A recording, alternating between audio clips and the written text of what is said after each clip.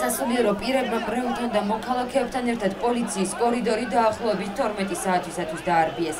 ისინი ქალაქის ქუჩებში რამდენიმე მიმართულებით დაიძრნენ. მოქალაქეებმა აგრესია ჰომოფობიის წინააღმდეგ ბრძოლის საერთაშორისო დღისადმი აქციის ორგანიზატორთა და მონაწილეთა მიმართ ქვების სროლით გამოხატეს. გადაადგილების პროცესში დაშავდნენ სამართალდამცავებიც.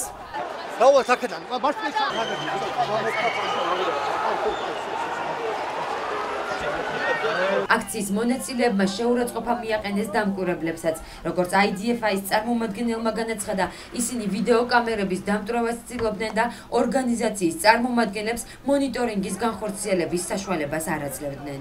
ვარ დამკვირვებელი და ვიღებდი უბრალოდ და მოგვაყენეს შეურაცხყოფა კამერის დამტვრევის ცელობა იყო და უბრალოდ მივეცი შენიშნა და ამაზე აგრესია წამოვიდა ჩვენს მიმართ.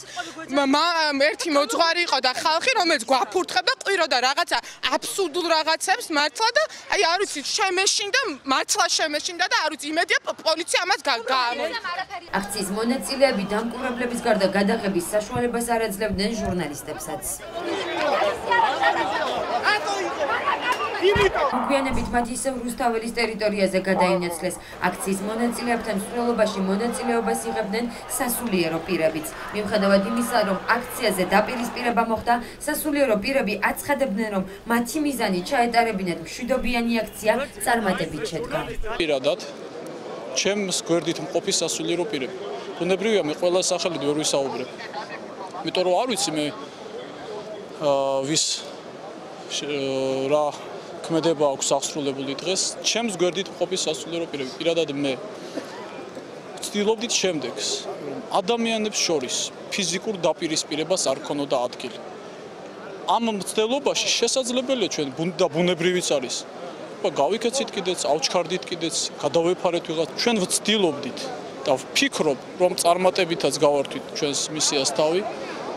რომ არ მომხდარიყო ადამიანებს შორის დაპირისპირება. ეს არის გამოწვეული სპეციალურად ესენი ავადმყოფები არიან. თუ მოითხოვენ, წამალი გამოიგონოს მსოფლიომ იმისათვის, რომ კაცი კაცს დაემსგავსოს და ქალი ქალს დაემსგავსოს. ეს სოდომი და გომორი. აი ამ დღესთან დაკავშირებით სოფლიდან წამოვიღე და საჭიროებას მოითხოვდა. და დამესუსტა მაგენი.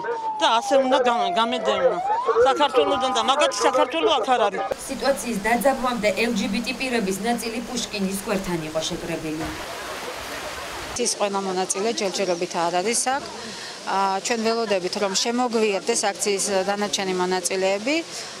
შემდგომ მივიღებთ გადაწყვეტილებას სად გამართავთ აქციას, რომ გაიმართება ნამდვილად გეტყვით და გაგრძელდება 9 საათს. რუსთაველზე დილიდან სასულიერო პირების გარდა შინაგან საქმეთა სამინისტროს წარმომადგენლებიც იმყოფებოდნენ.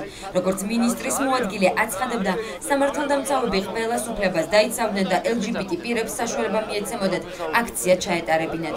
უწყების პრესპიკერი კი აცხადებდა, რომ პოლიცია კანონის ფარგლებში იმოქმედებდა. ვისაუბრეთ ელემენტარულ უსაფრთხოების ზომბებზე, რომ აგრესია არ წამოვიდეს ხალხისგან, მამაოებმა აიღეს რომ თქვეს, რომ არ იქნება ეს არ მოხდებაო.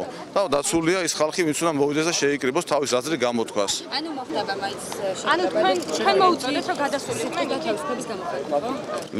კი, როგორც დაგეგმილი იყო, მასე მოხდება ჩვეულებრივად. მიძლია გითხრათ, რომ პოლიცია კანონის ფარგლებში ყველას უფლებას დაიცავს. მოგვიანებით აქციის მონაწილეებმა ფილარმონიასთან გადაინაცვლეს, სადაც სახალხო დამცველიც მივიდა. გუში რო სამი ბიჭი გვესწონა ქაჭუებში